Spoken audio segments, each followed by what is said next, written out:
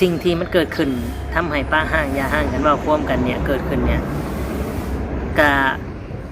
แค่เรื่องห้ามกินเบียร์แต่เมียว่าเฮ็ดบ่ได้เลิกบ่ได้ถ้าคอยให้เจ้าเลิกยาสูบเจ้าเลิกได้บ่ล่ะน่ะเห็นบ่มันก็มีความขัดแย้งกันอยู่นะนี่เนาะพี่น้องเนาะซึ่งน้องสมหวังเนี่ยก็แค่ว่าอันนี้โมเมนต์หักแท้เนี่ยครับเอากับพี่เขาเลย คือหักแท้ทุกคำจะบอกเลยเนาะทุกคำจะบอกห้ามหักแท้เนาะที่พี่จะถือกะตักเตือนกันทุกคำก็อาจจะอุทาอุทการก็บอกทุกคำเลยหักแท้นะนี่พี่น้องเลยเนาะซิมีโบมี่เนี่ยจับมือกันสางสาดุกดึกตื่นเศร้าทำมาหากินดุมันผัวอย่างผัวนักเมียหาเมียนักผัวหามเนาะนักเบาเอาชูนี่แหละคือหักแท้ไผ่สีเบ้าทางคมภายนอกสีเบ้าเจ้าไล่ว่าเมืองเมียมึงผัวมึงเป็นท่านหนึ่งซี่คอยบ่ได้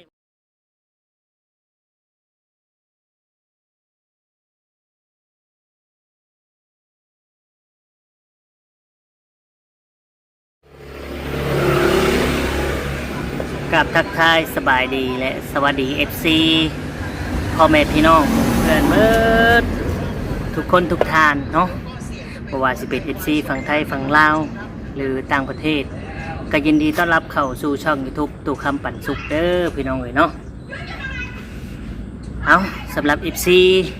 ที่ติดตามเรื่องราวรักต่างวัยเนาะค่าดอง500 กว่าล้านพี่น้องเอ๋ยเนาะ500 กว่าล้านก็คือว่าจบลงด้วยดีด้วยเหตุผลที่ห่างกันเนาะคือตามที่เฮาได้เบิ่งเนี่ยเนาะก็ห้ามมวยเมียกินเหล้ากินเบียร์นะพี่น้องเอ๋ยเนาะแล้วบัดนี้มันมีประเด็นคือเกี่ยวกับ YouTube เกี่ยวกับสาวไล่เนาะกับแม่น้องสมหวังบัดนี้เนาะที่พิดใจกันบอกเลยว่าใดๆคือพาดพิงกันอย่างประมาณนี้นะพี่น้องเอ๋ยเนาะเพราะว่าจากที่เห็นคลิปก็เห็นสาวไล่เพิ่นได้ไปถ่ายหรือว่าได้เว้าออกคลิปเนาะซึ่งคลิปนี้ก็ได้เบิ่งเนาะทางสาวไล่เพิ่นได้ออกมาถึงนะพี่น้องเอ๋ยเนาะเดี๋ยวทุกท่านจะพาไปเบิ่งไปชมเนาะคิดถึกจังใดก็คอมเมนต์กันเข้ามาเนาะแต่ว่าส่วนมากคลิปที่ทุกคำลงไปเนี่ย FC ก็เขามาให้กำลังใจสาวไล่ได้เขามาให้กำลังใจสาวไล่เนาะก็ค่อนข้างสิโอนเอ็นมาทางสาวไล่เนาะเพราะว่าการกระทำด้วยสิ่งที่มันเกิดขึ้น FC เพิ่นกระเบิงอยู่แล้วเนาะแต่ว่าคลิปนี้ที่ทุกคำออกมาเนี่ยเนาะก็อยากฝากถึงสาวไล่เนาะหรือว่าเอื้อยไล่เนาะซึ่งเป็นเอื้อยของทุกคำเองนี่แหละก็เป็นเอื้อยเนาะ เพราะว่าทุกคำก็เป็นน้องลูกพี่ลูกน้องกันคือที่ทุกคำลงไป2 คลิปนั้นเนาะทุกคำก็ได้ยินเนาะทางไอไลน์เพิ่นโทรมาหาน้องก็โทรมาหาไอ้ของทุกคำนี่แหละเนาะก็โทรหาน้องเพิ่นอีกเทื่อนึงก็คือลูกพี่ลูกน้องกันทุกคำก็อยู่เหมือนกันเนาะก็เบาใจที่ทุกคำลงคลิปเมื่อวานนี่แหละเพิ่นก็ได้โทรมาว่าน้องนี่เนาะน้อง2 คนเนี่ยได้ลงคลิปก็ได้เว้าโอนเองไปทางนั้นเนาะบ่ใช่ว่าอยากเข้าข้างทางนั้นอย่างประมาณนี้พี่น้องเลยเนาะทุกคำก็อยากฝากถึงเลยว่าฟังทุกคำเด้อทุกคำสิบอกเนาะทุกคำบอกแค่นี้ทุกคำสิบอกยาวเนาะน้ำกับเลือดเนี่ยอันใดข้นกว่ากันเนาะฝากถึงไล่เด้อน้ำกับเลือดเนี่ยอันใดข้นกว่ากันเนาะทุกคำฝากถามแค่นี้ทุกคำสิบอกลายเนาะและทุกคำสิยกตัวอย่างหรือว่าคุยกันในความคิดของทุกคำเนี่ยเนาะสิ่งที่ได้บอกออกมาหรือสิ่งที่เพิ่นได้พาดพิงกันเนี่ยนะทุกคำก็บอกตามความจริงเลยได้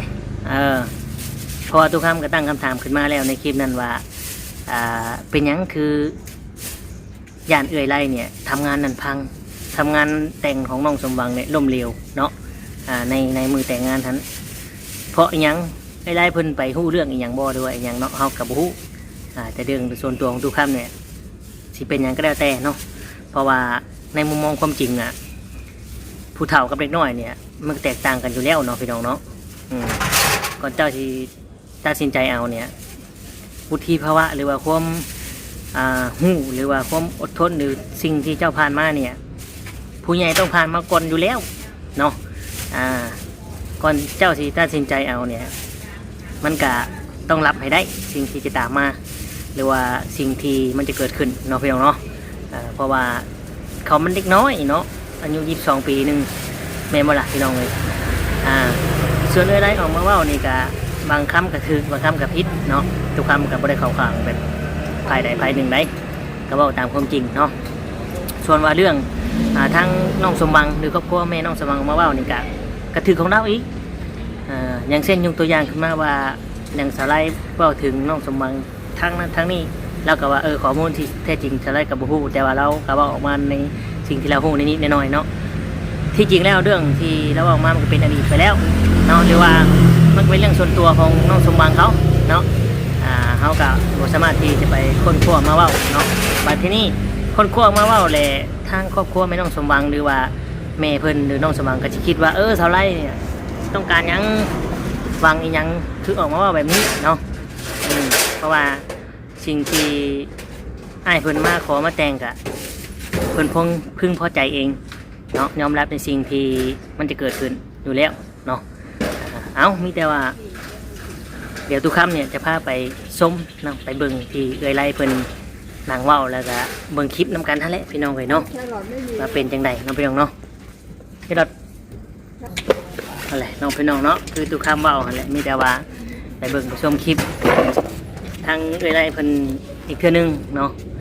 สำหรับคลิปนี้น้องพี่น้องเนาะว่าเป็นจังไดจะได้ฮู้กันว่าสิ่งที่ทุกค่ำเว้าเนี่ยบ่ได้เข้าข้างพูดทางพี่บ่ไปตามผิดตามถูกเอาพี่น้องเนาะเอาก่อนไปก็ฝาก FC เนาะพ่อแม่พี่น้องกดไลค์กดแชร์กดติดตามและกด Subscribe ในเด้อพี่น้องเลยเนาะทุกคำก็ลงคลิปแน่บ่ลงคลิปแน่ก็กราบขอโทษขออภัยน้ำลายเนาะ FC ก็ว่าโอ้ทุกคำลงคลิปดูแน่เนาะก็มันบ่ฮู้ว่าสิถ่ายคอนเทนต์อีหยังให้เรื่อยให้งานมากก็เมื่อยแล้วพี่น้องเลยเนาะมีแต่ว่าอันใดที่เป็นกระแสอยู่ในโลกโซเชียลครับก็นำออกมาแลกเปลี่ยนความคิดเห็นกันเนาะหรือว่าตามกระแสนั่นแหละพี่น้องเลยเนาะแนว YouTube หรือว่าเพจทำคอนเทนต์เนี่ยมันต้องตามกระแสอยู่แล้วพี่น้องเลยเนาะกระแสที่คนสนใจกระแสที่คนครับซื้อโจ้ให้ของค่ายก่อนครับผมกระแสที่คนเบิ้งคนนิยมอยากเบิ้งเนาะพี่น้องเนาะมีไปก็หอมม้วนมีไหมมีให้การเลยโอเคนั่นแหละพี่น้องเลยคือทุกความว่านั่นแหละบางคนก็ชอบเบิ้งความรุนแรงบางคนก็ชอบเบิ้งในเรื่องราวที่เป็นดราม่าเกิดกระแสบางคนก็ชอบเบิ้งในเรื่องศีลธรรมคุณธรรมความถูกต้องเนาะมันมีหลายแบบหลายประเภทคนเฮาในโลกสังคมนี้เนาะพี่น้องเนาะกะบอกว่ากันอันใดผิดกะตักเตือนกันไปเนาะพี่น้องเนาะเอากะไปเบิ่งไปชมกันเนาะสำหรับเรื่องราวที่เกิดขึ้นหรือว่าสิ่งที่ชาวไร่เพิ่นออกมาเว้าเนี่ยผิดหรือถูกเนาะส่วนมาก FC คอมเมนต์นี่ก็ให้กำลังใจแล้วก็บ่ผิดได้พี่น้องเอ้ยเนาะทุกคนฮู้อยู่แล้วเรื่องราวหลักต่างไว้เป็นแนวใดเนาะพี่น้องไปเบิ่งชมกัน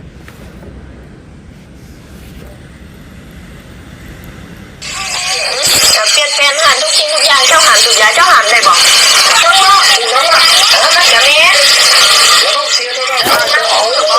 เอาแต่งี้กันทุกคนโอ้ได้คาย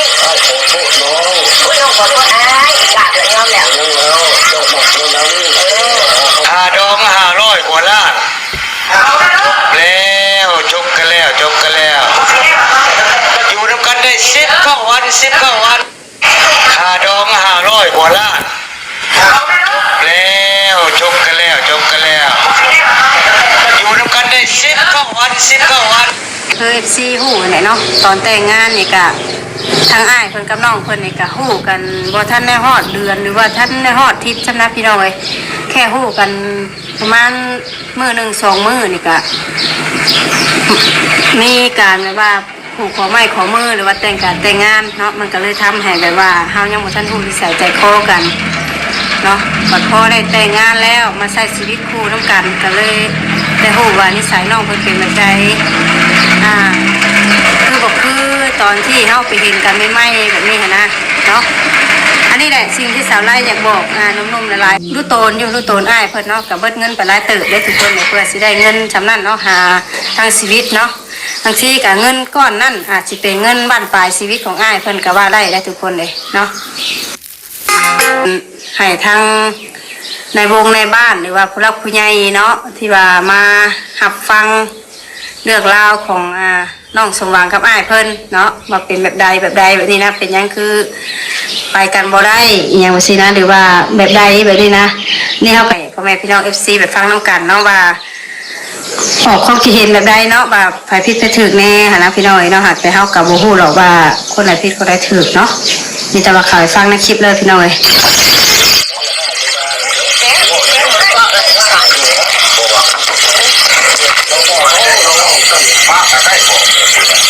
ี่ก็แล้วอยู่ร่วมกันบ่ได้เปลี่ยนแปลงหันทุกสิ่งทุกอย่างเจ้าหันทุกอย่างเจ้าหันได้บ่อันนี้คือเสียงน้องสมหวังเนาะที่น้องสมหวังว่าให้เลิกสูบยาถ้าเลิกได้บ่นะพี่น้องแต่ถ้านั่งว่างอยู่นี่บ่ข่อยเฮ็ดบ่ก็บ่ได้เฮ็ดก็อ้ายเอ้ยน้องมาหาข่อยเฮ็ด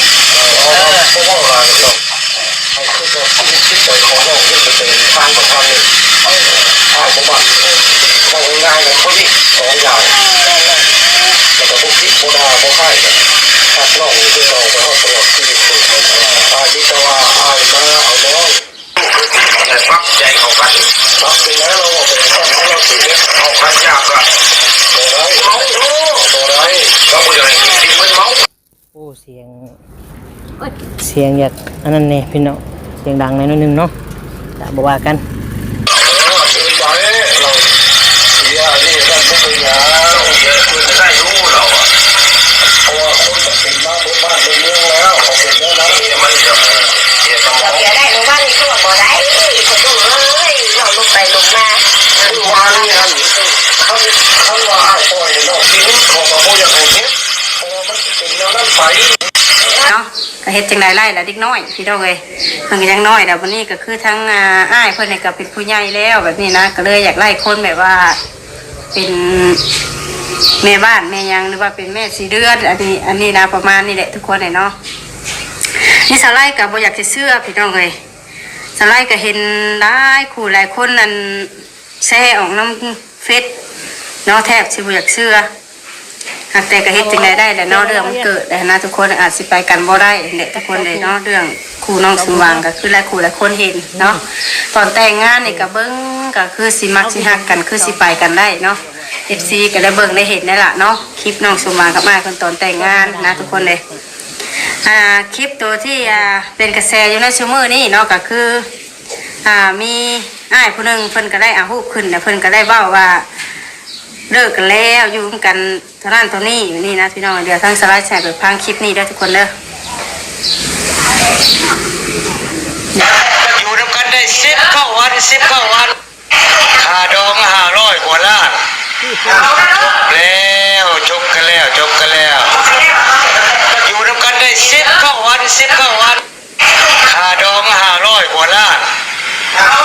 แล้วจบกันแล้วอยู่ด้วยกันได้10 เข้าวันค่าดอง500 กว่าล้านแล้วจบกันแล้วคือว่าจบกันนะพี่น้องที่ว่าจบกันแล้วก็ต่างคนต่างไปแล้วก็แยกทางกันตอนนี้เนาะนี่แหละทั้งสาวไร่ก็บ่อยากว่าลายหรอกพี่น้องในเรื่องผัวไม่เมียเนาะแล้วปนี้ก็คือตามที่เขาเห็นมันก็ออกมาทางโซเชียลเนาะแล้วมันก็หลายคนก็เห็นเนาะแล้วก็ทั่วแหละช่วงนี้ทางโซเชียลมันก็มาแห้งเนาะทุกคนเลยเฮ็ดอย่างมันก็ปิดบังบ่ได้ดอกเนาะทุกคนเลยเนาะมากับแบบนี้แหละทุกคนเลยไปกันบ่ได้เนาะก็รู้ตัวอ้ายเพิ่นอยู่พี่น้องเอ้ยเราก็มาผู้เดียวเนาะผู้เดียวก็เทียมรีบว่าซั่นซะแต่อีกอย่างก็คือทั้งน้องสมหวังนี่ก็เป็นคนแบบว่าหาเงินล้านนี่แน่บ่หรือว่าจังไดเนาะพี่น้องเพราะว่าตอนที่น้องเพิ่นเปิดใจนี่ก็นมฝากเงินให้เพิ่นก็หลายพอสมควรเลยพี่น้องเอ้ยเนาะหากแต่เพิ่นก็บ่ได้มักบ่ได้หยังหากแต่ก็เอาเงินนะพี่น้องเอ้ยเนาะแล้วบัดนี้น้องเพิ่นก็มีผัวเป็นคนลาวเนาะมีผัวเป็นคนลาวก็อยู่ร่วมกันได้ประมาณปี2 ปีเนาะมีผัวเป็นคนลาวก็อยู่ร่วมกันได้ประมาณปี2 ปีนี่แหละพี่น้องเอ้ยเนาะแต่น้องเพิ่นก็ได้เลิกลากันกับ ผัวคนเก่าน่ะอยู่ซิโนเนาะซิโนเมืองอุตุพรแข่งสวรรค์เขตให้แหละพี่น้อยมันก็เลยเลิกกันกับผู้นั้นก็เลยจังหวะแล้วมาแต่งงานกับอ้ายผู้นี้เนาะแล้วมันก็เลยแต่งงานกับอ้ายผู้นี้แล้วก็บัดนี้แหละก็บ่ฮู้ว่าเฮ็ดแบบไรนะพี่น้องทั้งสาวไร่ก็อาจสิบ่ฮู้เบิ่งลึกเบิ่งในของเพิ่นน่ะเนาะโดยเพราะว่าเป็นเรื่องส่วนตัวเนาะ Galaxy A26 5G หลังเนาะโดยเพราะว่า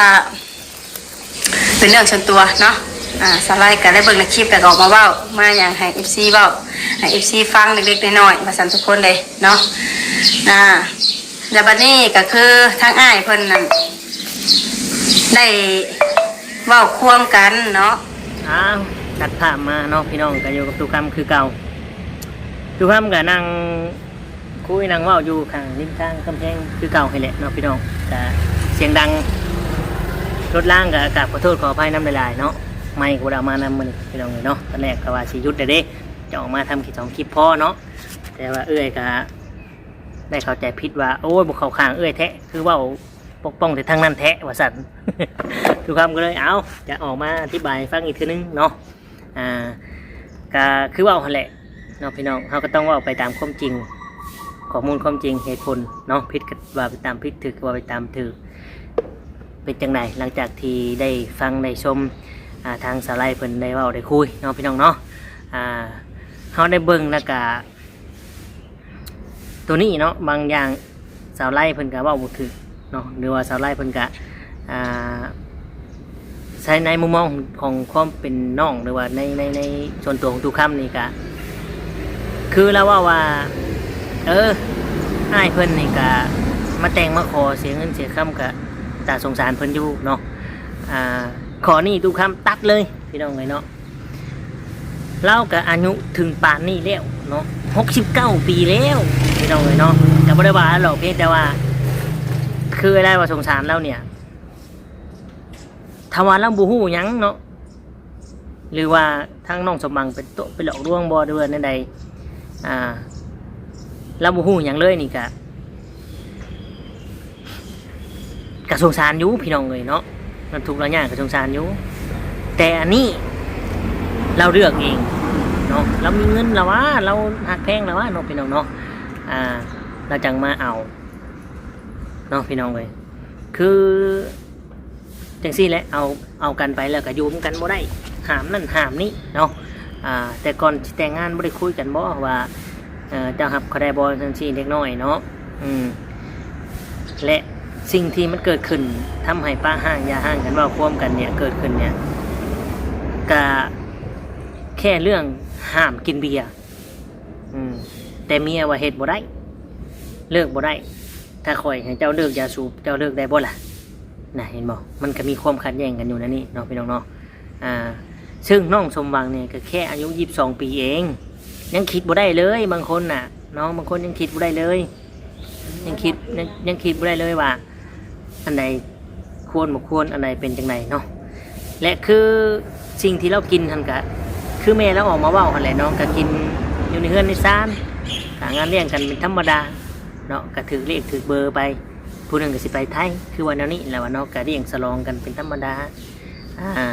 แต่ผัวนี่ก็บ่อยากให้กินว่าซั่นก็เกิดความห้ามความตั้งข้อขัดแย้งกันขึ้นมาแล้วก็หลักๆเลยนี่ทุกคำว่าหึงหวงมากกว่าเนาะหรือว่าอ้ายเพิ่นอาจสิได้ยินเรื่องอดีตเรื่องราวของน้องสมหวังที่ผ่านมาบ่นะครับบ่ได้บ่ได้ว่าได้เพราะว่าฟังจากที่ไอ้ไล่เพิ่นเว้านี่คือว่าเจอกันก็ยังบ่ได้ฮอดปีฮอดเดือนเนาะเจอกันแล้วก็มีแต่คุยเรื่องจะมาขอมาแต่งแล้วก็มาแต่งจัดงานเลยบ่ได้ว่าสิคบกันเป็นปีเป็นเดือนเนาะพี่น้องบางคนนี่เป็นปีผู้ไหนเป็นปีหรือหลายเดือนคบกันถึงสิมาแต่งงานและจดทะเบียนสมรสกันเนาะพี่น้องเนาะแต่ว่าน้องเพิ่นนี่ครับอ้ายเพิ่นนี่ก็บ่ได้ดุลคือว่าหั่นน่ะพี่น้องเอ้ยเนาะคือถ้าว่าอ้ายเราคิดว่าเอาไปแล้วอยู่กัน19 มื้อบ่พี่น้อง10 กว่ามื้อนะได้ยินชาวบ้านเล่าอดีตของน้องสมหวังจังซั่นจังซี่อายุเพียงแค่นี้เป็นจังซี่มันก็บ่แม่นนะพี่น้องเพราะว่ามันก็ เป็นอดีตทุกคนเนี่ยมีอดีตเบิดทุกคนมีอดีตเบิดทุกคนเนาะ